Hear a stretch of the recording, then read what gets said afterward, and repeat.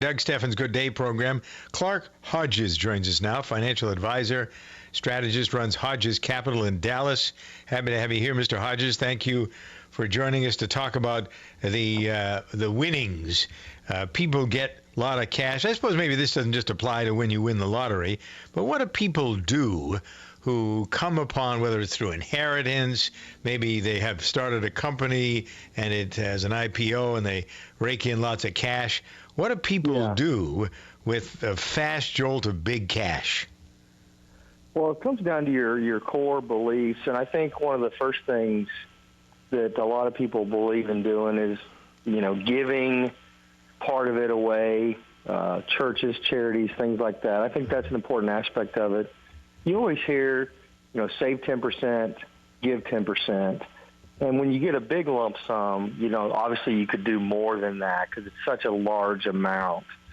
But I think those two boxes need to be checked first, where you put aside money for yourself, for your family to set them up in the best way possible, and then put aside money for a charity, the church, an organization that you believe in, and do something good for the community. I think that's very important as well. All right. So explain, we're now into this tax season mentality with many of us now. There's still things you can do to save money on your 2015 tax return, depending on what your bracket is. We're talking about people who have money, whether they get it quickly or whether it grows. There are some people, many of the one percenters that the news media wants to turn the rest of the country against, but yet they're the people who provide the capital to build new buildings and companies and jobs and all that other stuff.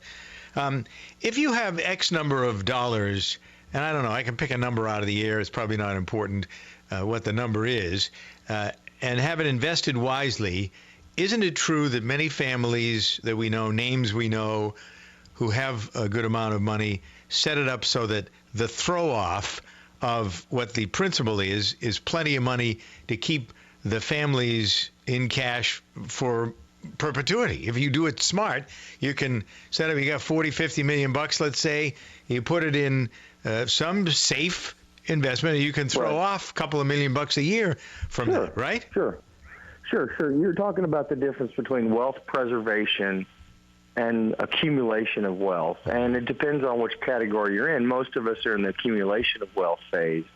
But once you've gotten enough wealth, you need to go and conserve it, and you need to be conservative with it, so you don't want to put it at risk like you were when you're trying to grow it. And obviously, cash doesn't pay a lot nowadays with interest rates where they are. 4 or 5, good investment, and things like that. Safe investors, you can get maybe 8% out of it, right?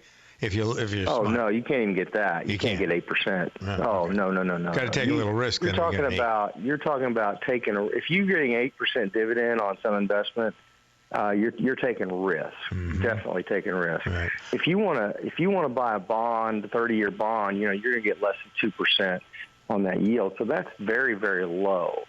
But that's the type of thing you're talking about. Safe. The Warren Buffetts of the world that have plenty of money, they're just living off of that income that's from that money. All right, so if we only about 30 seconds. You got an income that's based on a Powerball jackpot. If it's $500 million, that means they'll get to keep about $300 after taxes, probably. Right. So you put that away, you have enough money to take care of any offspring that would ever exist in your family. No doubt. Right? No doubt.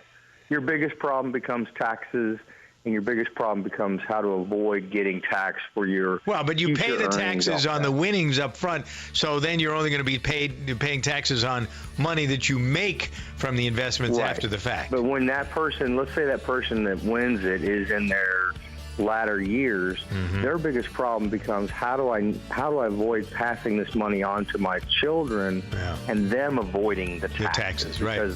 That's important to take the consideration into heart. Clark Hodges from Hodges Capital in Dallas, thank you.